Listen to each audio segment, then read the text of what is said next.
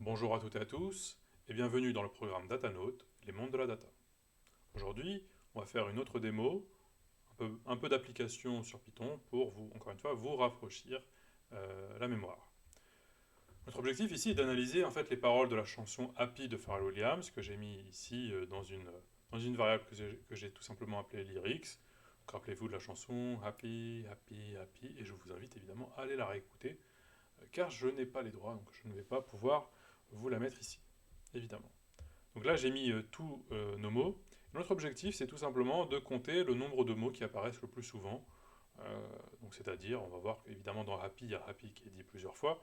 Et l'idée, c'est d'analyser en fait le nombre de fois où apparaît un mot pour pouvoir se dire, en gros, euh, qu'est-ce qui est important dans cette chanson, quels sont les mots les plus importants, quels sont les mots qui apparaissent le moins importants. En fait, on va tout simplement utiliser ce qu'on appelle un compteur. On va créer un compteur avec nos outils de base, donc les boucles, euh, pour pouvoir compter tout simplement le nombre de mots qui apparaissent. Donc on va étudier ça. Alors, pour compter les occurrences de chaque mot, on va utiliser tout d'abord, rappelez-vous, un dictionnaire. Pourquoi est-ce qu'on va utiliser un dictionnaire? Donc le dictionnaire, ça nous permet de stocker des éléments qui viennent en binôme, qui est en général une clé et une valeur. On associe une clé et une valeur, comme dans un vrai dictionnaire, il y a un mot et une définition. C'est pareil, on va associer une clé et une valeur. En fait, qu'est-ce qu'on va associer? Qu'est-ce qui va être la clé? Qu'est-ce qui va être la valeur? C'est que pour chaque mot, on va avoir le mot en question de la chanson, et on va avoir à côté l'occurrence, donc le nombre de fois où apparaît le mot. Donc c'est pour ça que je crée ici une variable que j'appelle wordCount qui crée un dictionnaire vide, et c'est dans ce dictionnaire vide que je vais pouvoir stocker globalement chaque mot et son occurrence. Ici, je vais mettre dans une variable words, tout simplement ma précédente variable, ici qui s'appelle lyrics, et je vais utiliser la fonction .split qui va venir ici casser en fait tous mes mots ça va me créer une liste globalement de tous les mots qu'il y a dans ma chanson. Qu'est-ce que je fais ensuite par là? Je vais faire une boucle, c'est là que je vais créer mon compteur. Donc je vais faire une boucle for et je vais lui dire que pour chaque mot qui se trouve dans ma liste de mots là, avec tous les mots dans Words, si le mot en question il est bien dans word count, tu me rajoutes, tu me rajoutes, en fait on va faire un compteur plus 1. En fait dans word count, tu vas m'ajouter, donc là c'est word count, attention c'est le dictionnaire, et donc le mot en question ici ça va être la clé, tu me fais un plus 1. Sinon, tu le laisses en 1, parce qu'en fait s'il apparaît une fois, il y aura uniquement 1.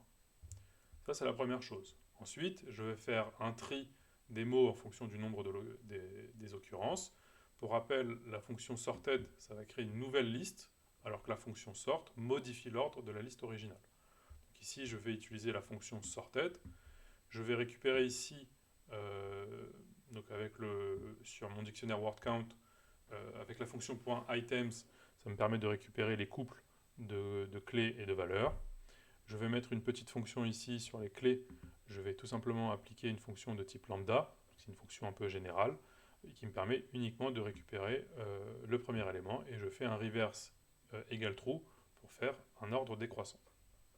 Et à la fin, je vais faire tout simplement dans l'affichage, donc un print pour juste du texte, là, pour comptage des occurrences de chaque mot dans la parole, etc., ordre décroissant, et j'affiche ici à la fin avec une boucle for. Je vais afficher à la fois ici le mot et la valeur associée, qui sont dans sorted word. Donc si j'exécute ici, hop, j'ai pas exécuté d'abord celui-là, il ne faut pas oublier d'exécuter et de se connecter évidemment.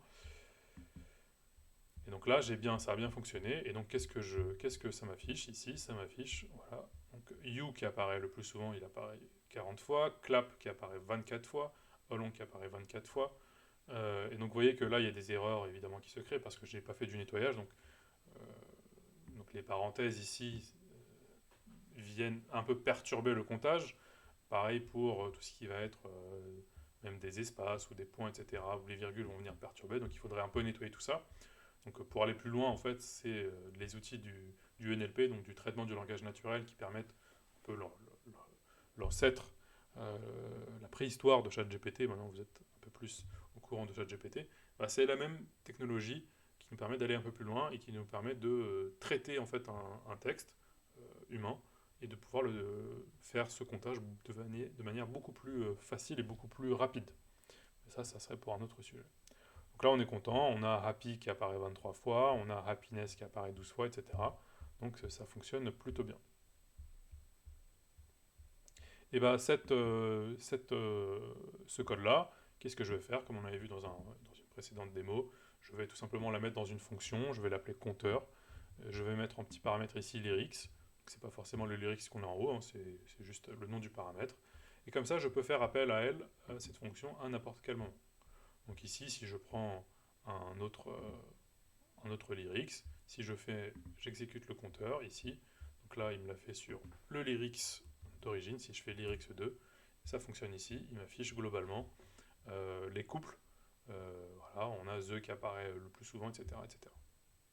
Alors c'était assez intéressant de se dire, bah, maintenant j'ai envie de le faire sur un discours politique pour voir globalement quels sont les mots qui intéressent le plus l'homme politique en question. Donc j'avais choisi un discours de Macron d'avril 2022. Je vais exécuter ici. Hop. Alors, petit bug. Unmatching. Est-ce que c'est ça qui... tac. Alors, des fois le code bug. Tac. Est-ce que...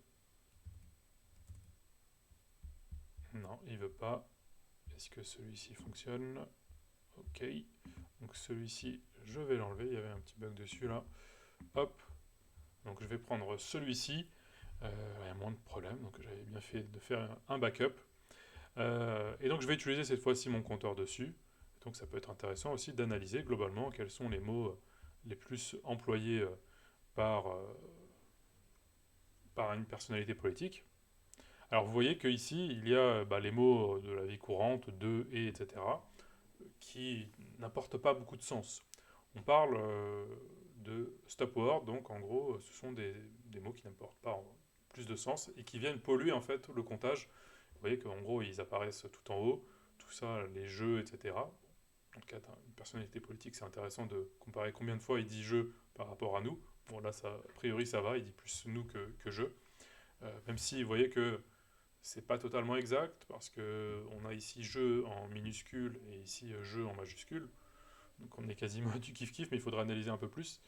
Donc tout ça, il faudrait le nettoyer avec des outils de traitement de langage naturel avec du NLP, donc c'est des librairies plus spécifiques. Mais on peut compter globalement faire, France qui apparaissent, etc. Compatriote 3 fois, 6 fois si on compte pas les erreurs, etc.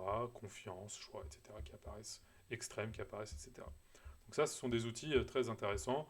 Donc vous voyez que comment juste avec des outils de base, donc un dictionnaire, une boucle, on peut comme ça donner sens à du traitement de langage naturel avec des outils très simples. Après, évidemment, il y a des outils un peu plus poussés avec le NLP, notamment la librairie de Python NLTK, qui permet d'aller beaucoup plus loin dans l'analyse du texte. Voilà, cette démo est terminée et je vous dis à la prochaine pour une prochaine démo.